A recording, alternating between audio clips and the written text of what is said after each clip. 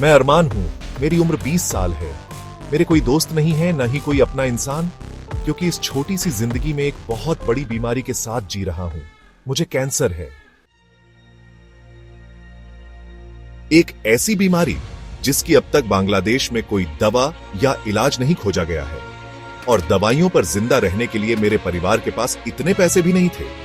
Doctor ने साफ कह दिया था कि मैं इस दुनिया में सिर्फ 6-7 महीने का मेहमान हूं, तो सोचा कि ये थोड़े से दिन अपनी तरह से जी लूं इस दुनिया में।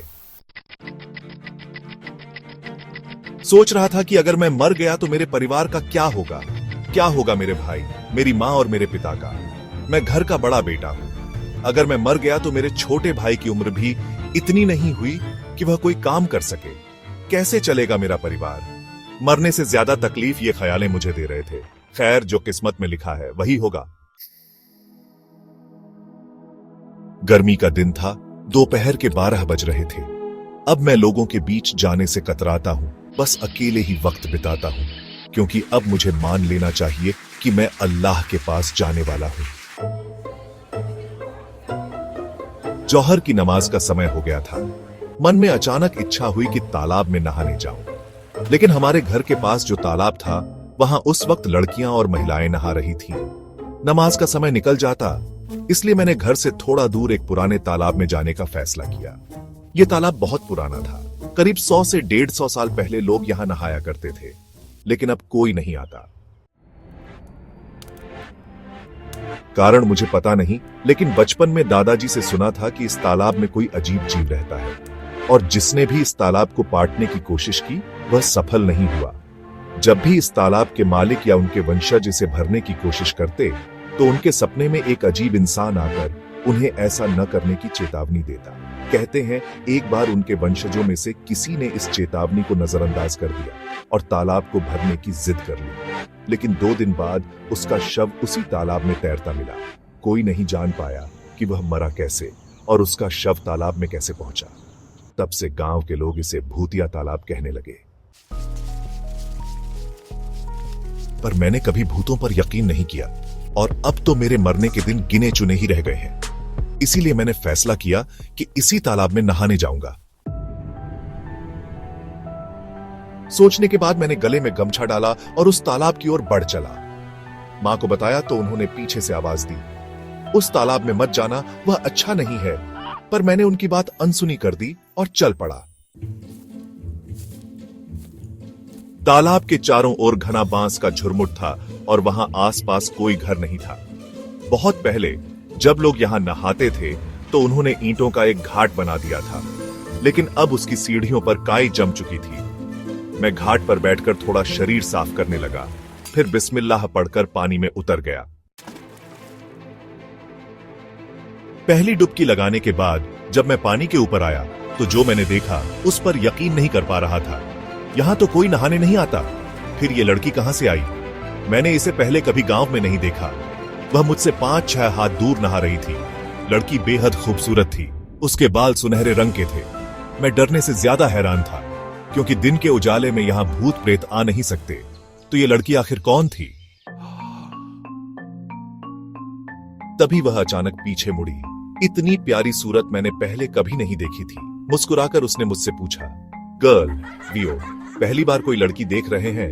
मैंने शर्म से सिर झुका लिया। फिर वह बोली, गर्ल वियो, आप कैसे आदमी हैं?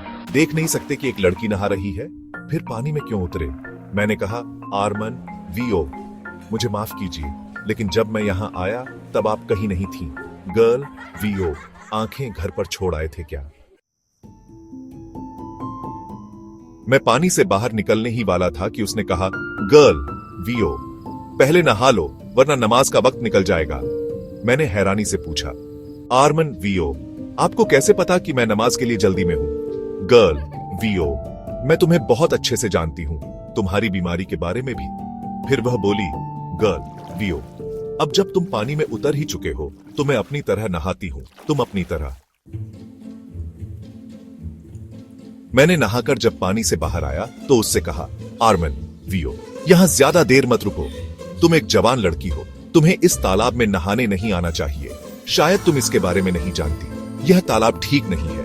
लड़की हंसकर बोली, गर्ल वियो, मैं रोज इसी तालाब में नहाती हूँ और इसके बारे में जितना मैं जानती हूँ उतना तुम सोच भी नहीं सकते। क्या तुम कैंसर से ठीक होना चाहते हो? क्या तुम इस दुनिया में नए सिरे से जीना चाहते हो? आर्मन वियो, यह नामुमकिन है। डॉक्टर कह चुके हैं कि मेरे पास सिर्फ 6-7 महीने हैं। गर्ल वियो, मैं एक ऐसे पेड़ के बारे में जानती हूं जिसकी पत्तियां खाने से तुम जल्द ही ठीक हो सकते हो।